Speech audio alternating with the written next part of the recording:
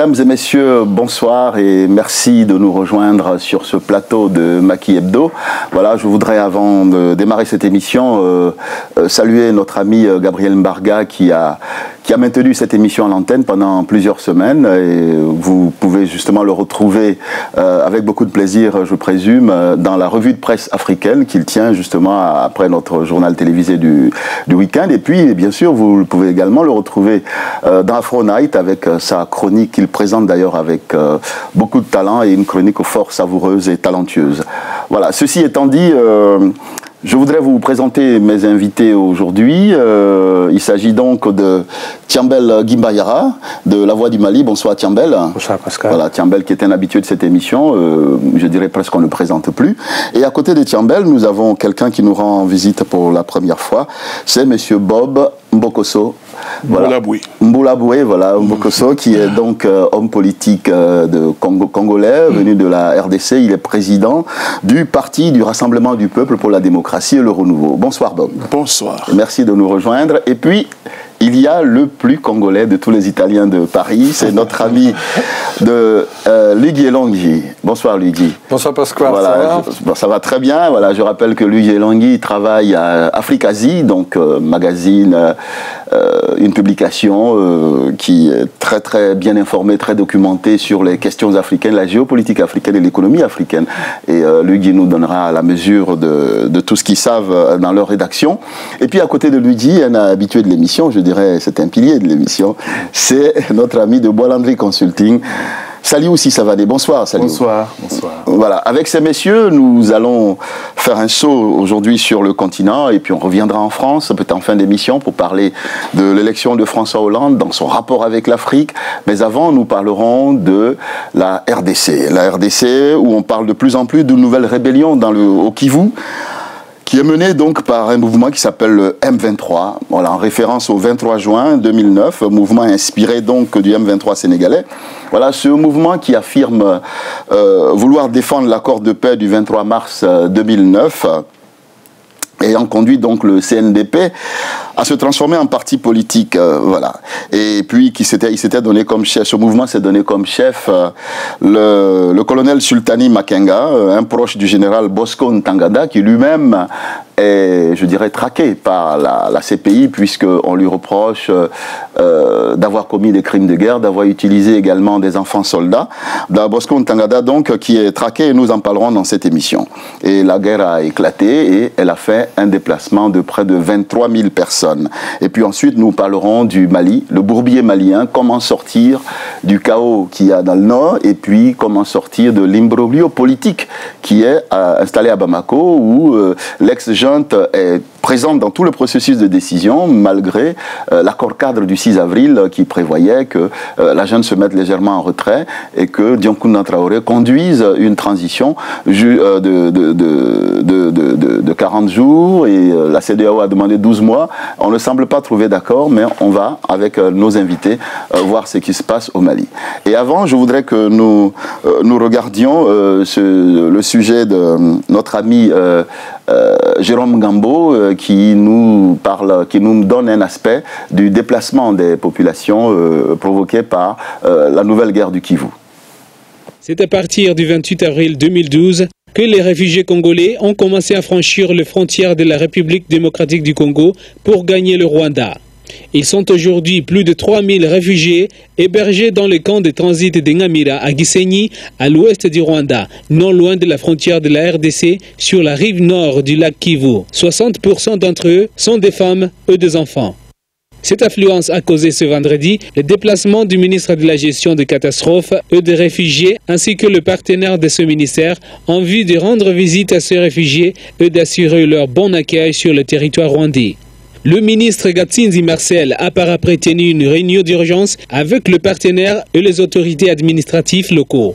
Ici, il revient sur les grandes résolutions prises à l'issue de cette rencontre. Parmi les résolutions prises, il faut que les réfugiés congolais qui affluent au Rwanda soient continuellement accueillis et soient hébergés au camp de transit qui doit aussi être réhabilité puisqu'auparavant, il n'accueillait que peu de réfugiés qui arrivaient, mais actuellement, ils arrivent très nombreux. Ils sont plus de 2000 personnes. En plus, il faut leur trouver des produits de première nécessité. Ces réfugiés congolais fuient des violents affrontements opposant les forces armées de la République démocratique du Congo aux forces négatives opérant à l'est de ce pays. Voilà, c'était un sujet de Jérôme Mugabo, notre correspondant au Rwanda. Alors messieurs, voilà une guerre qui vient d'éclater. On croyait que la paix revenait au Kivu, mais il semble que la RDC soit laissée rattraper à nouveau par ces vieux démons. Alors pourquoi ce général, qui était rentré en République, si j'ose dire, retourne à nouveau à la rébellion? Luc Juelongui. Tu parles du général Bosco Ntaganda. Bosco Ntaganda. Ouais. Sauf qu'il faut savoir que la rébellion d'aujourd'hui n'est pas foncièrement menée par le général Bosco Ntaganda, mais disons à la tête de cette rébellion, on trouve aujourd'hui le colonel Sultani Makenga.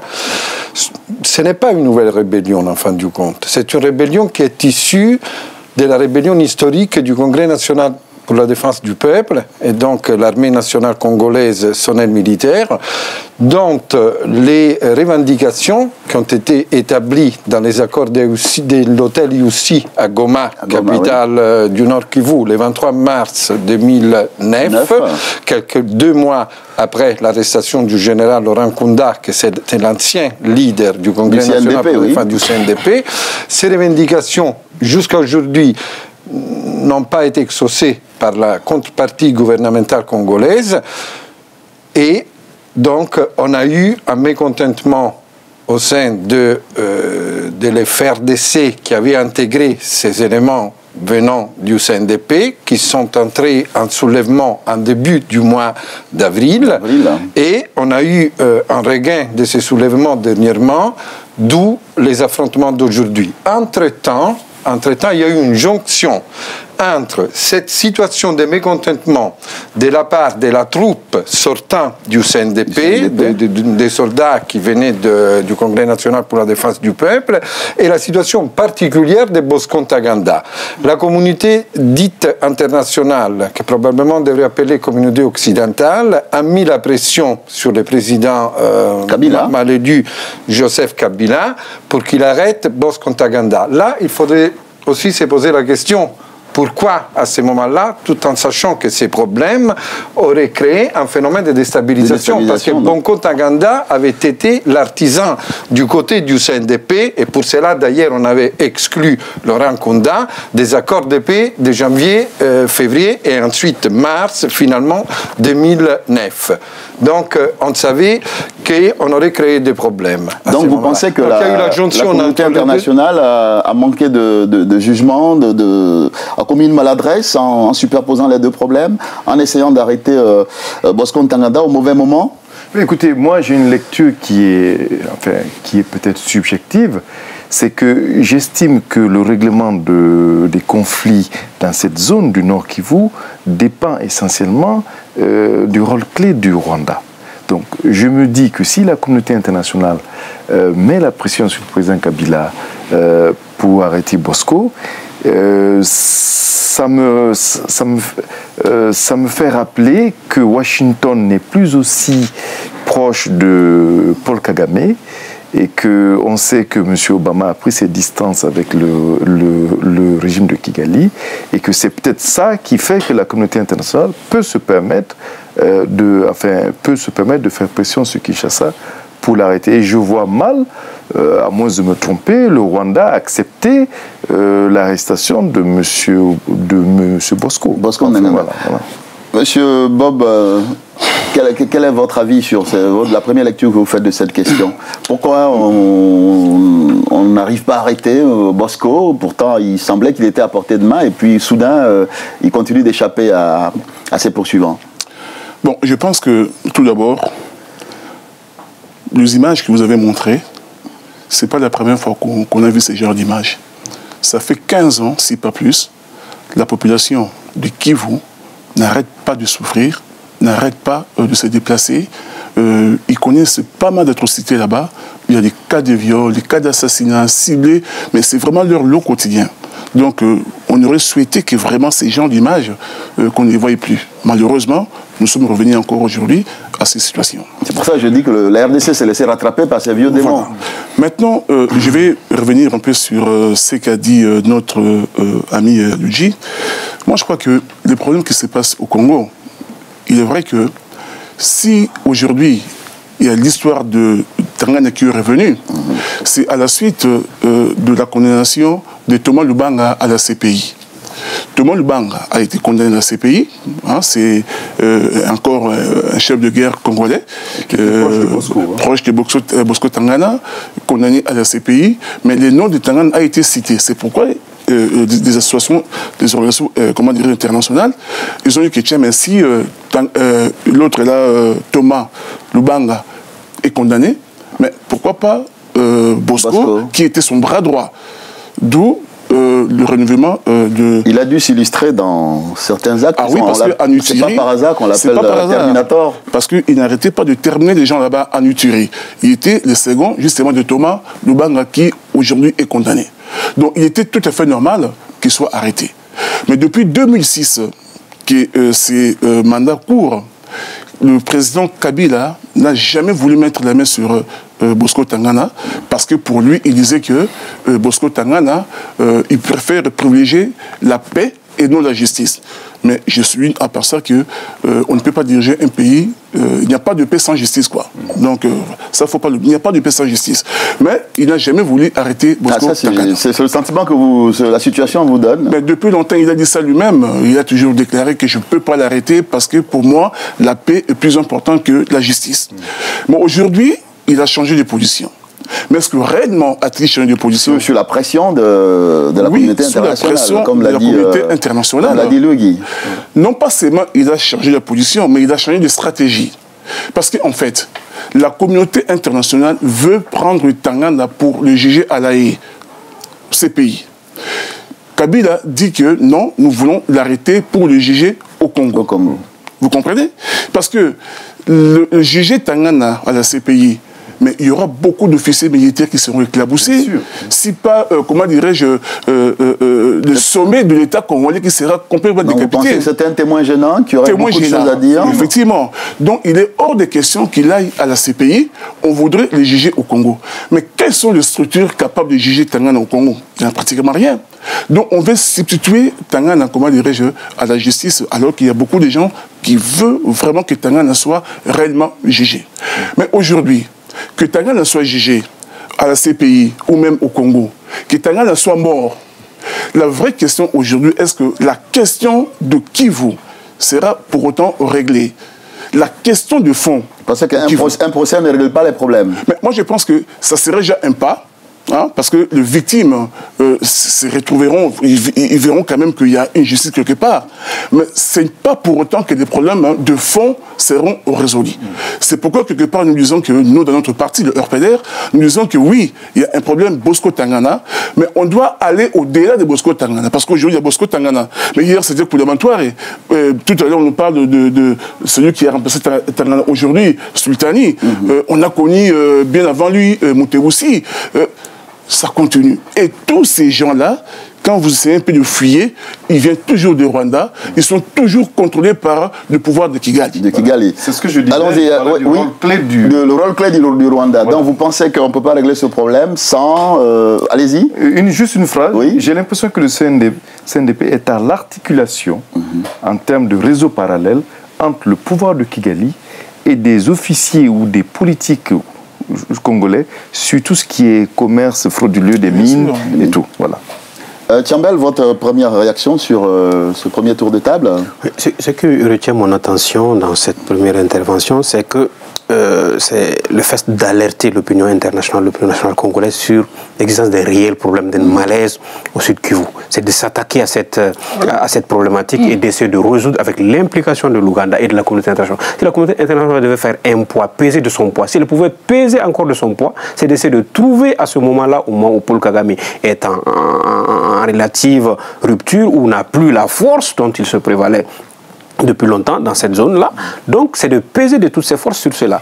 Et en plus, en tout cas pour Tanganda, on privilégie en tout cas peut-être la gestion, son jugement par un tribunal congolais que la CPI. S'il y a une justice au Congo, si c'est un État indépendant, si on respecte l'indépendance de cette justice-là, les Congolais sont à même en tout cas de répondre devant leur justice. C'est plus ragaillardant, c'est plus convaincant qu'une... mais votre voisin semblait déplorer la faiblesse de la justice congolaise, et que l'administration est très affaiblie actuellement au Congo. C'est tout de même un président.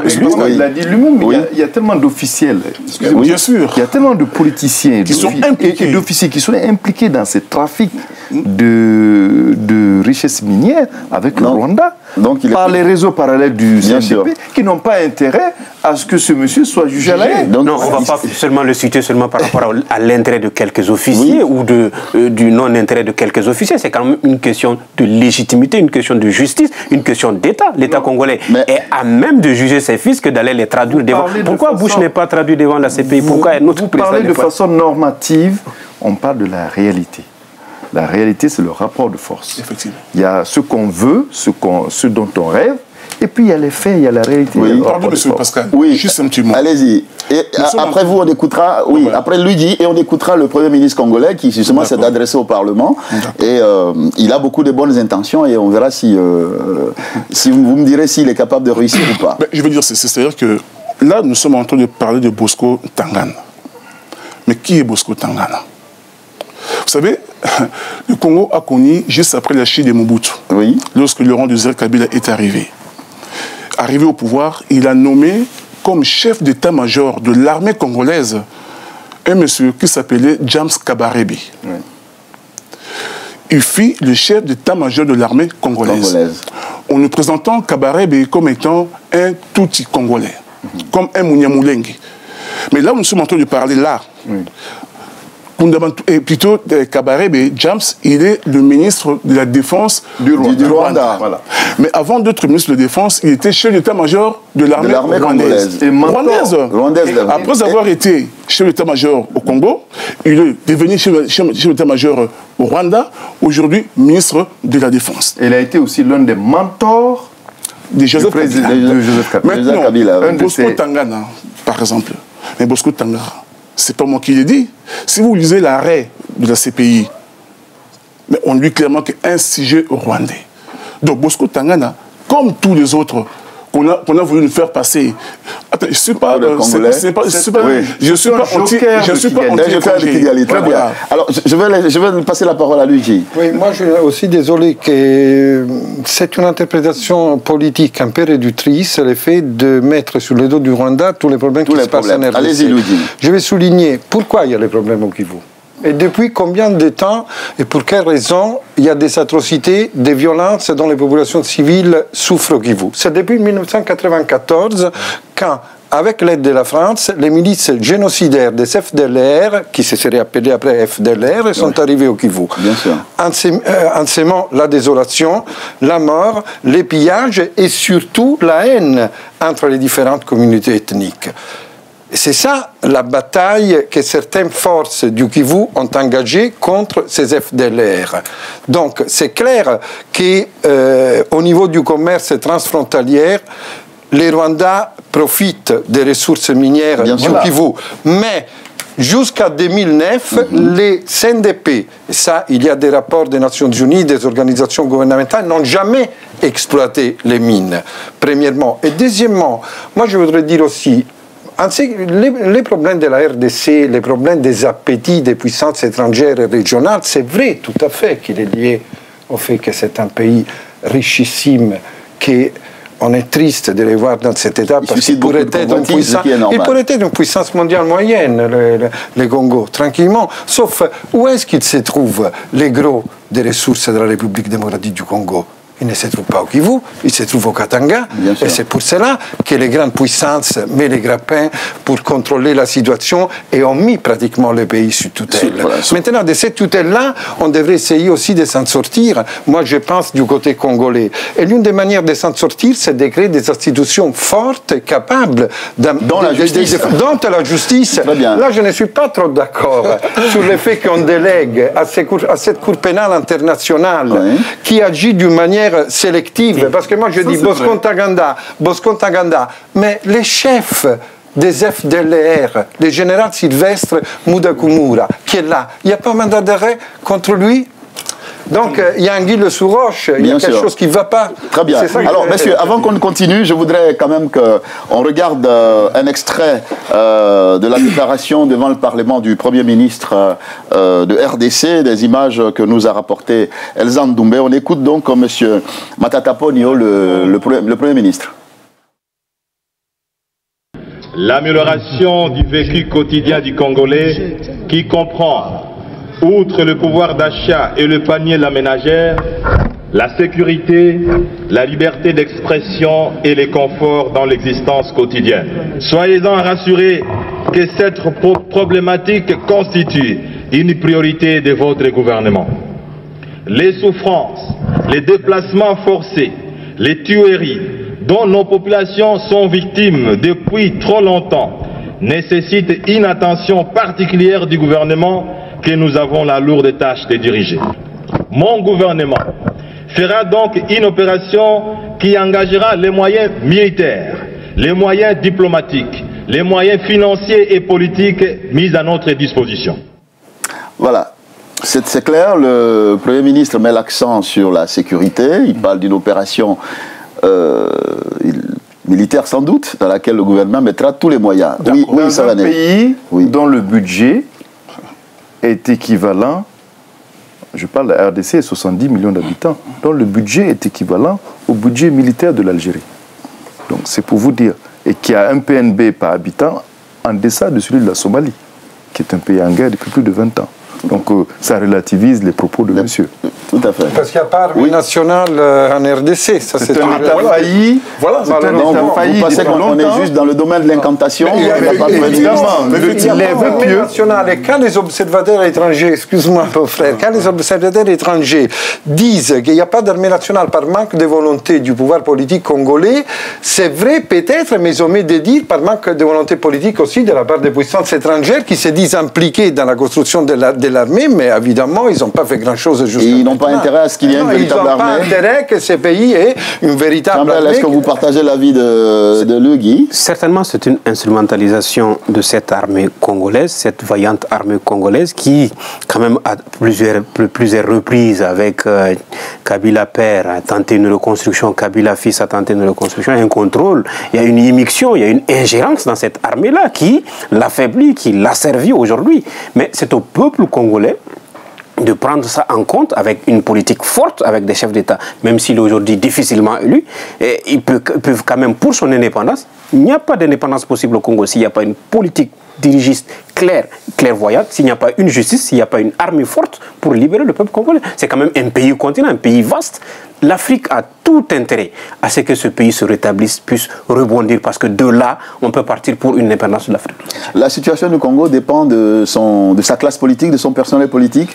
Moi, ce que je pense, c'est quoi? C'est que, je vais répondre à la question, mais je vais revenir sur ce que lui a dit. Oui. C'est quoi? C'est qu'en parlant de l'historique un peu de cette guerre-là, il est parti dans les années 94. 94, oui. Moi, je pars beaucoup plus loin que ça. Si on partait dans les années 89, oui. Je veux dire que lors de la fin de la guerre froide, lorsque, comment dirais-je, les États-Unis et les pays occidentaux, parce que lui, j'ai dit tout à l'heure que la communauté internationale, c'est la communauté des pays occidentaux. Oui, c'est ce qu'il a dit. Oui. Alors, je vais dire ceci. Juste après la fin de la avec les alliés. Juste après la guerre froide. Parce que pendant la guerre froide, les États-Unis ne pouvaient pas s'attaquer à ses alliés. Après la guerre froide, l'URSS s'est disloquée. Les États-Unis, pour ne pas dire les États-Unis, les puissances anglo-saxonnes, ils se sont retournés vers leurs alliés, entre autres les Français. On leur a dit clairement, vous avez colonisé 14 pays africains.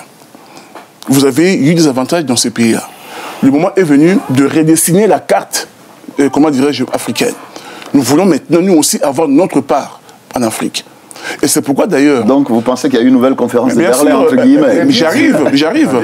Et ce qui fait d'ailleurs que Kagame, qui était encore, comment dirais-je, réfugié politique en Ouganda, les Américains ont tout fait pour que Museveni l'aide à prendre le pouvoir au Rwanda. Il était chef des renseignements. Effectivement, chef des renseignements. Ils avaient complètement infiltré le gouvernement ougandais. Ils ont pris le pouvoir au Rwanda. Maintenant, il était question de prendre le pouvoir à Kinshasa. Mais qu'est-ce qui s'est passé? On a été chercher Laurent Désiré Kabila.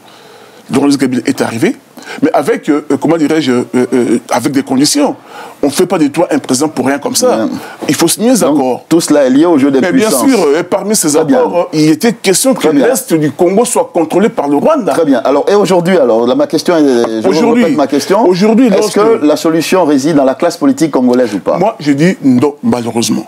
Lorsque le Premier ministre nous dit que voilà, on va mettre du moyen militaire. Mais quel moyen militaire? Au jour d'aujourd'hui, vous savez, on est sur la table et là. On est l'état-major de l'armée congolaise. On fait une réunion. On dit on va attaquer sur tel endroit. Dans la minute qui suit, nos adversaires, ils ont le rapport de la réunion. Ça veut dire quoi? Ça veut dire que l'armée congolaise est complètement infiltrée. Mais infiltrée, je vous ai dit que déjà, James Kabarebe était chef d'état-major de l'armée. Aujourd'hui, on nous parle, parce que lui aussi l'a souligné, les revendications de CNDP. Mais c'est quoi ces revendications? 2. 1, il voudrait, d'abord, qu'il ne soit pas l'armée de CNDP ne peut pas aller dans la province de Bandundu ou dans la province de l'Équateur. Ils doivent rester dans les Kivu, Nord et Sud Kivu. Ils ne doivent pas se déplacer. Premier élément. Oui, mais ça a été accepté dans l'accord qui a été signé. Non, mais justement, pour dire. Deuxième point, que les officiers qui ont été, impliqués dans les atrocités ne soient pas poursuivis. Ça, c'est les 2 grandes revendications du CNDP. Et puisque aujourd'hui, on veut poursuivre Bosco Tangana, voilà du déclenchement. Voilà d'où le premier est parti. Très bien. Alors, donc, ce gouvernement, de mon humble avis, ne peut pas résoudre le problème de l'Est, parce que c'est un problème qui est complexe. Ça demande de l'implication de comment dirais-je, aussi bien... Il y a des intérêts énormes qui dépassent ce gouvernement. Très bien. Alors, on va s'arrêter là. On va s'arrêter là concernant la RDC. On aura l'occasion de revenir en détail sur ce sujet dans les développements de l'actualité dans les jours à venir. Et je souhaiterais que nous puissions... nous rendre également sur un autre point chaud du continent africain, qui est le Mali. Voilà, le Mali qui lui aussi se retrouve coupé en deux. Des tractations ont lieu, les négociations difficiles se poursuivent entre Bamako, Abidjan, avec le président de la CEDEAO. Et des émissaires se rendent également à Bamako, mais il semble que on ne trouve pas vraiment une solution. Le jeu de la junte, l'ex-junte, semble un jeu assez trouble. Et la question qui se pose maintenant, est-ce que vraiment on va... le président Dioncouna Traoré va quitter le pouvoir le 22 mai, puisqu'on arrive au terme des 40 jours fixés par la junte, alors que la CEDEAO avait demandé 12 mois. Qu'est-ce qui va se passer? Dioncouna va-t-il se maintenir? Ce n'est pas certain, puisqu'il a déclaré qu'il ne voudrait pas être la pierre d'achoppement ou le problème du Mali. Alors, messieurs, je vous pose la question. Thiambel, à votre avis, vers où va-t-on au Mali? Est-ce qu'on va... trouver un compromis, à votre avis? Les négociations qui ont lieu en ce moment vont aboutir à quelque chose? Difficilement. Difficilement, nous sommes dans une impasse politique. Une impasse politique au sud avec des acteurs qui ne parlent pas apparemment le même langage. La junte qui a fait le putsch du 22 mars se maintient dans un cadre où elle n'a lieu d'être du tout. L'armée doit retourner dans les casernes. Apparemment, ce n'est pas l'avis de la junte. Du tout le cas, et ce n'est pas de leur avis. Avec leurs alliés politiques, les partis politiques qui les soutiennent et leurs conseillers obscurs, la démocratie malienne est vraiment en danger. En danger, c'est plus qu'un cri d'alarme, parce qu'on veut tout simplement restaurer l'ordre ancien, on veut le retour des dignitaires. C'est votre avis? Des dignitaires. On veut vraiment le retour, parce que les exemples sont là pour le prouver. On a nommé un Premier ministre qui a pris un ancien ministre des Finances, qui était le dernier ministre des Finances avant la chute du régime de Moussa Traoré. Dans ce gouvernement, on a entre les proches de Ouagadougou et d'Abidjan qui cohabitent avec des anciens du régime, on a aujourd'hui demandé le départ du président par intérim, qui a été nommé avec l'article, avec le retour des institutions. La parenthèse d'ailleurs de la junte a été bouclée. Parce qu'avec le putsch de 22, à partir de la démission de ATT qui est intervenue bien après la signature des accords, ça efface du coup. Cette parenthèse de la junte, elle n'a jamais existé. Elle n'existait pas. Très bien. Alors, je vais vous demander, avant qu'on ne poursuive la discussion, je vais vous demander de regarder avec moi un extrait d'une déclaration du porte-parole de la junte. C'est les forces de défense et de sécurité du Mali qui ont décidé de se battre à côté de leur pays. Parce qu'aujourd'hui, le Mali n'a pas besoin d'une crise au sud. Le nord est occupé.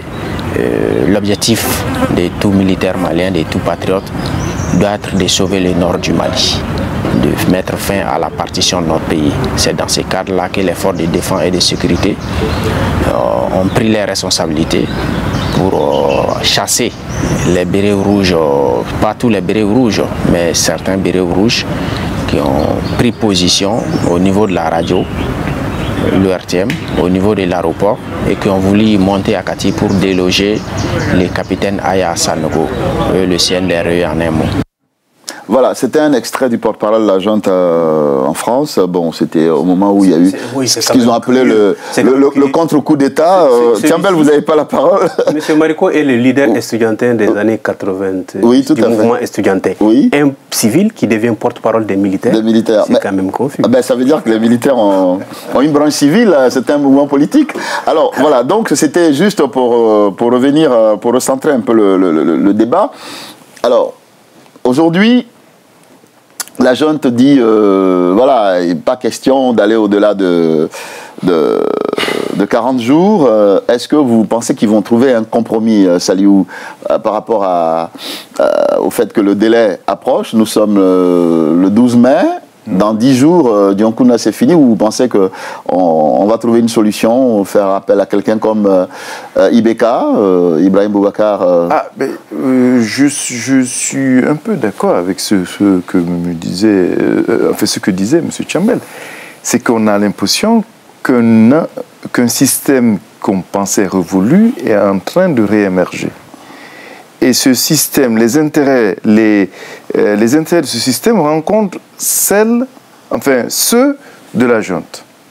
Et en même temps, on a une CEDEAO qui est pilotée par un axe Abidjan-Ouagadougou. Et on a l'impression qu'il y a une convergence de vues entre ces trois tendances. Alors, moi, je ne sais pas. La CEDEAO, officiellement, son objectif, sa vocation, c'est le retour à l'ordre constitutionnel. Mais maintenant, je me demande si, avec ce qu'on observe, est-ce qu'il y aura des élections transparentes? Est-ce que les gens pourront se présenter? Est-ce qu'on ne va pas assister à un scénario à la mauritanienne où le capitaine, je dis ça comme ça, le capitaine va ôter son treillis et va redevenir si civil comme l'actuel président de la Mauritanie? Je me pose toutes les questions parce que la situation est kafkaïenne, comme vous le disiez, donc on est dans le brouillard. Mais se dessinent quand même des intérêts convergents et je trouve que c'est dangereux. Parce que si des capitales ont des intérêts dans ce qui se passe au Mali, ont des objectifs, ont des desseins, et il faudrait qu'ils rencontrent ceux du peuple malien. C'est-à-dire le peuple malien dont on parlera. Or, il y a une chose qu'on constate, c'est que on a l'impression nette qu'il y a un désenchantement au Mali quant à la démocratie. C'est-à-dire que les gens vous disent qu'après 20 ans, ils sont plus pauvres qu'avant le coup d'État, que l'argent qui a été dilapidé au Mali en 20 ans ça n'a jamais été le cas avant. Donc les gens se disent la démocratie, où ça nous mène? C'est ça qui est beaucoup plus grave. Luigi, quelle lecture vous faites de la situation au Mali? C'est un imbroglio diplomatique dans lequel on se retrouve avec une junte qui dit oui, voilà, je veux prendre part à la gouvernance du pays, je ne veux pas y prendre part. À votre avis, vous pensez qu'on va s'en sortir? À quel moment on va s'occuper de la partie du Mali qui est au nord? Apparemment, plus personne ne semble se soucier de ce qui se passe au nord, alors que ça avait l'air d'être un peu l'angle focal sous lequel on regardait le problème du Mali. Il fallait rétablir l'intégrité, mais les gens d'ACMI, les gens de Ansardine, les gens de MNLA, ils ont l'air d'être chez eux, quoi, dans le Nord. Moi, en tant qu'observateur de l'extérieur de la situation malienne, je trouve une tristesse énorme par rapport à un pays qui avait été considéré comme un symbole de coexistence pacifique entre des communautés différentes, ce qui n'est pas toujours le cas en Afrique. On parlait tout à l'heure de la RDC. Et on s'aperçoit que la situation elle est beaucoup plus fragile au Mali. Je lisais l'édito d'un observateur africain, d'un hebdo africain indépendant, que par rapport à la proclamation d'indépendance de la part du MNLA Touareg au nord, il avait titré les silences. Où est-ce que le MNLA a été enregistré? Voilà, par rapport à leurs revendications. Les silences des loups. Oui. C'est-à-dire que les gens, disons, la dite communauté internationale, finalement, ne s'est pas trop indignée de cette coupure que s'est créée au Mali entre le sud et le nord. Voilà. Ça, c'est une chose.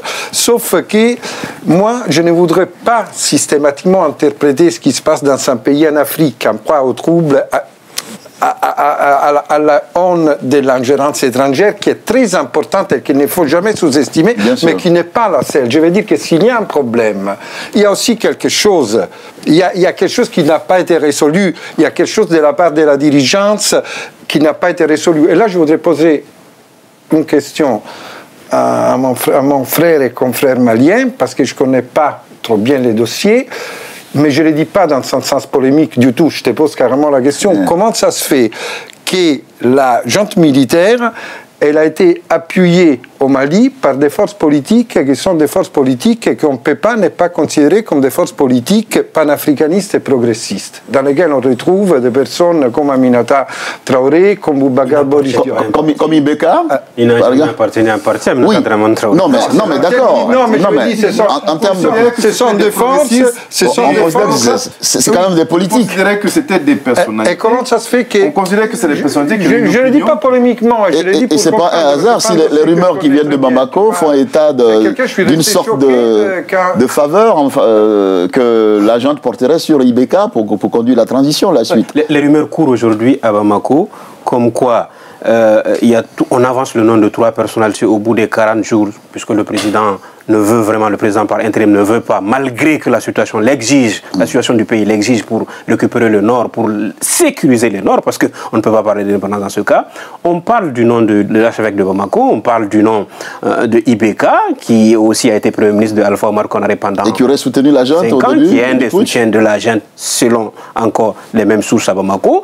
On parle de Moussa Mara, qui est l'homonyme de Moussa Traoré, encore de Moussa Mara, qui est l'homonyme de Moussa Traoré, un compagnon du général Moussa Traoré avec qui ils ont pris le pouvoir.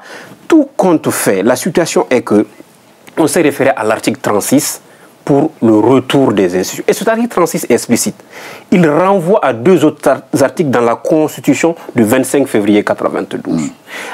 Par rapport à la gestion du pouvoir, par rapport à l'organisation des élections, de 20 à 40 jours, si, bien sûr, il y a un gouvernement qui est nommé, dont la gestion du pays est stipulée par cet article 38, à l'article 41 et à l'article 50, qui parle des conditions générales du référendum, de la loi, de l'intégrité territoriale. Tel n'est pas le cas. Cette situation aujourd'hui est difficile au Mali. On ne peut pas parler de sécurité au nord. On ne peut pas parler d'organisation d'élections dans 40 jours.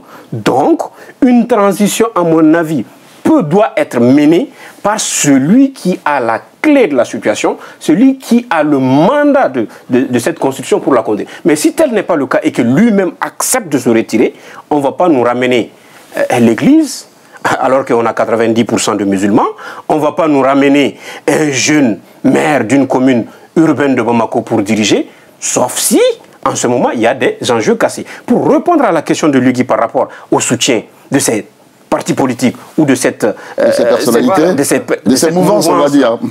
C'est des conseillers occultes. C'est une erreur, une interprétation malheureuse de ces politiciens. Et ils ne représentent pas 1,5% de l'électorat au Mali. Très bien. On ne peut pas raser toute la classe politique. Très bien. Alors, en attendant qu'on trouve une solution à ce chaos, en fait, ce qu'on appelait le bourbier malien, en attendant, dans le Nord, il se passe beaucoup de choses. Voilà. à Tombouctou, on a vu que la profanation du mausolée c'est quelque chose du saint, et voilà, ce qui nous a, voilà, donc vous voyez ces images qui passent, qui nous rappellent un peu ce qui s'est passé en 2001 avec les talibans ça, c'est horrible. Qui avaient détruit les Bouddhas de Bamiyan. Alors, si vous avez la fibre un peu, je dirais, patrimoniale et artistique, je voudrais avoir votre sentiment, Savané. Ce n'est pas étonnant. Oui. On a affaire à des djihadistes, oui, à des gens qui ont une vision universaliste de l'islam, qui sont et rigoristes, on va dire. Rigoristes, littéralistes, et qui abordent tout ce qui est sainteté, tout ce qui est soufi. C'est des gens qui considèrent que le soufisme est une pratique hétérodoxe. Donc il est tout à fait normal,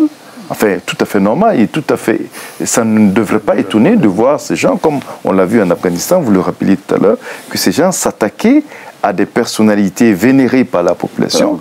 Parce que quand on est... C'est une violence gratuite faite pour marquer les esprits et créer l'émoi et la terreur. Quand on se prétend salafiste et rigoriste, on considère qu'il n'y a aucun intermédiaire entre Dieu et le croyant. Toute personne qui par sa probité, par son comportement, par sa foi, est placée au-dessus de la communauté humaine, est considérée par ces gens comme un imposteur. Pour eux, entre Dieu et le croyant, il n'y a personne. Donc les imams sont en danger avec eux. Non, c'est-à-dire que celui qui conduit la prière, il n'y a pas de problème. Mais à partir du moment où une personne devient une autorité religieuse et crée autour de lui une clientèle religieuse, pour ces gens, c'est un danger. D'accord. Parce que, je décris leur fonctionnement. C'est-à-dire que pour eux, mal à passer. Voilà. Et en Afrique, parce qu'il y a une autre tradition d'islam. Il y a une tradition. C'est pour ça que dans un pays comme l'Algérie, où il y a eu un phénomène djihadiste, l'État algérien s'est mis à encourager les courants soufis pour que les Algériens reviennent à leurs pratiques d'avant.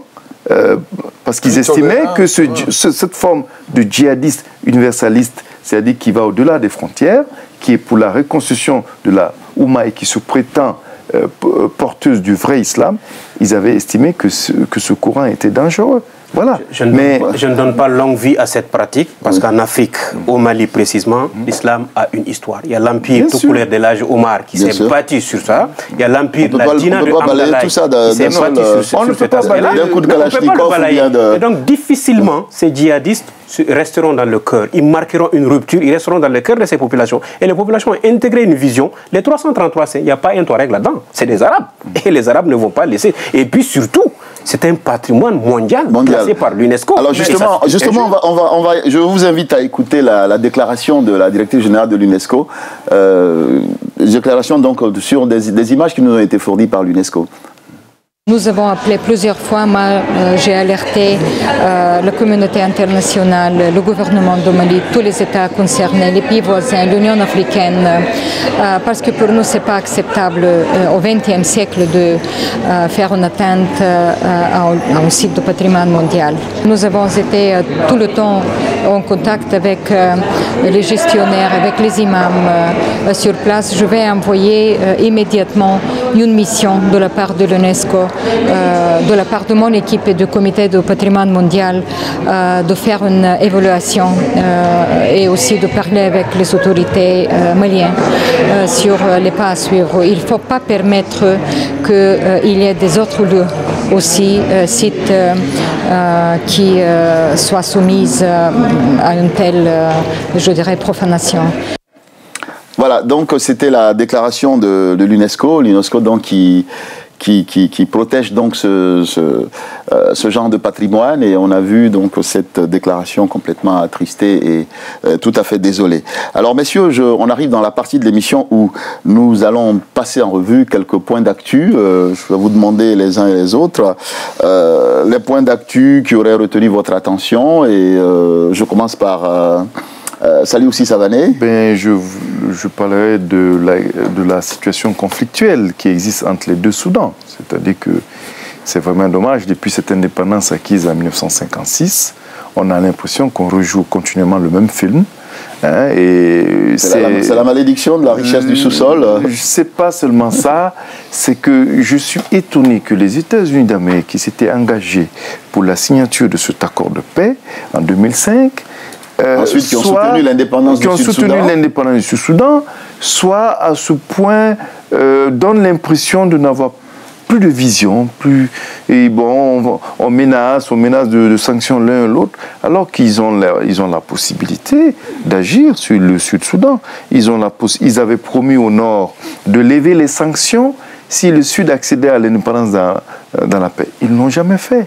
Alors, bon, donc, il faudrait que la communauté dite internationale se mobilise, qu'on trouve une solution. D'ailleurs, Omar El-Béchir a fait une sortie hier disant que le Soudan ne se soumettrait jamais à la communauté internationale. Et même à l'Union africaine. Et même à l'Union africaine.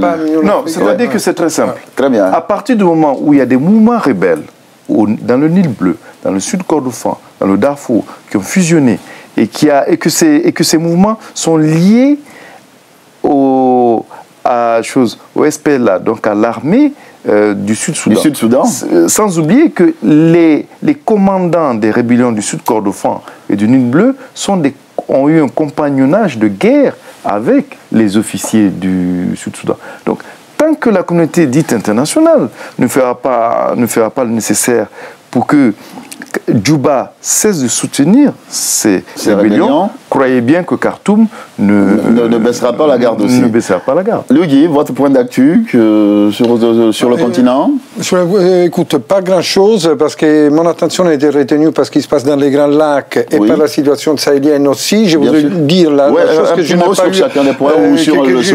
eu le temps de dire tout à l'heure, qu'encore une fois, par rapport à la profanation de la tombe, l'Afrique, notamment dans ces cas le Mali, elle paye la note qui vient de l'extérieur. C'est-à-dire, on a au Mali les retombées d'un conflit et d'une guerre qui ne concerne pas le Mali. C'est ça qui est grave. Et la note, elle est payée d'une manière très dure au niveau de l'intégrité du pays, de l'intégrité territoriale du pays et au niveau culturel. Parce que je voudrais ajouter définitivement que l'islam qu'on connaît dans les Sahel, notamment au Mali, au Sénégal, mais aussi ailleurs, au Niger, au Burkina Faso, c'est un islam tolérant qui coexiste avec d'autres croyances, avec d'autres religions et tout ça. Même au Sénégal, il y en a des. On a les Tidjaniya et les Mourides, et le mouridisme.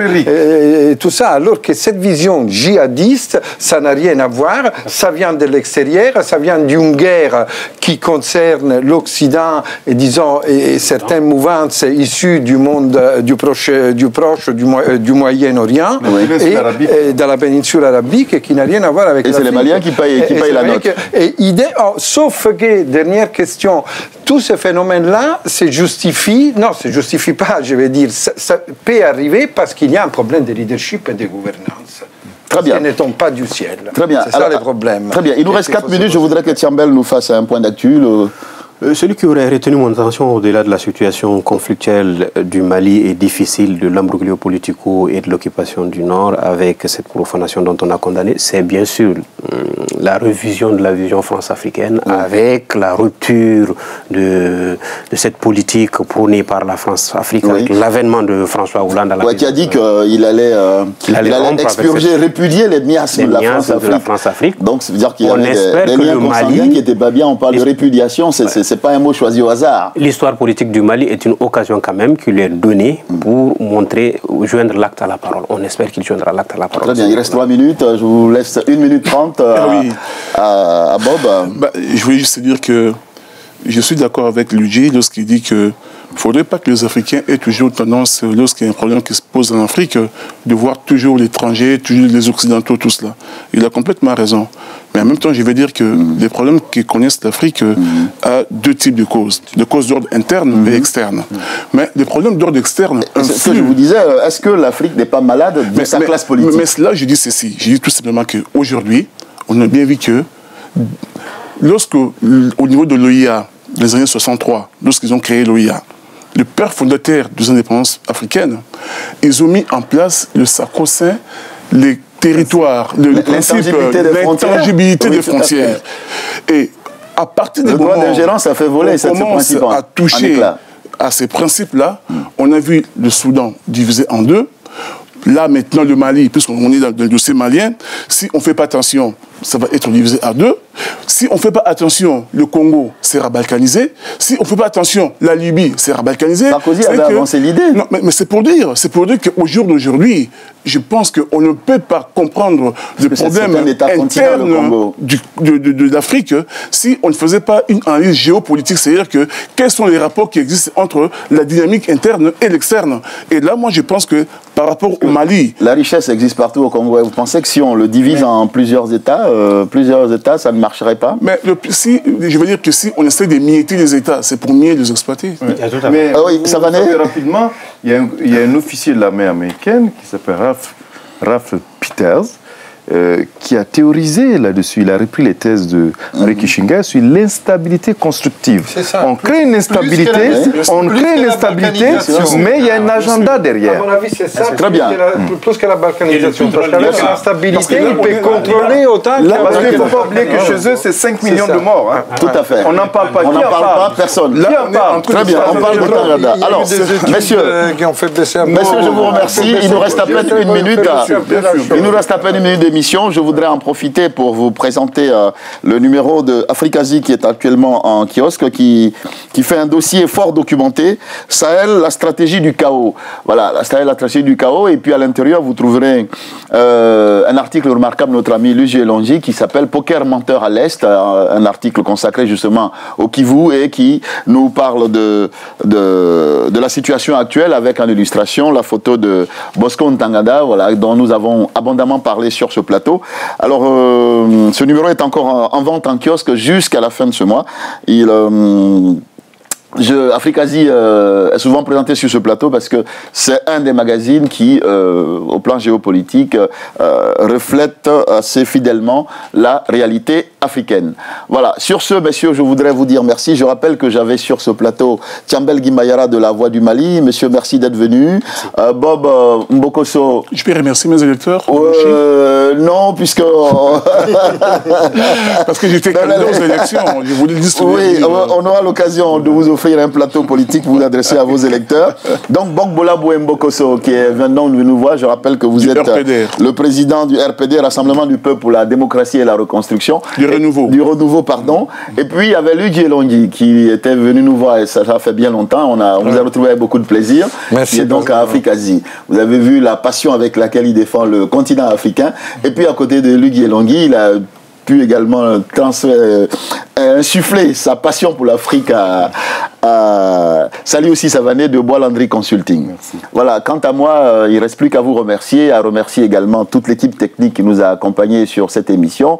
Je pense notamment à l'équipe de Gary Rouillard et de Jean-Marie Bloch qui ont donc assuré la réalisation et la mise en onde de cette émission. Nous nous retrouverons la semaine prochaine, si vous le souhaitez bien sûr. Bonsoir.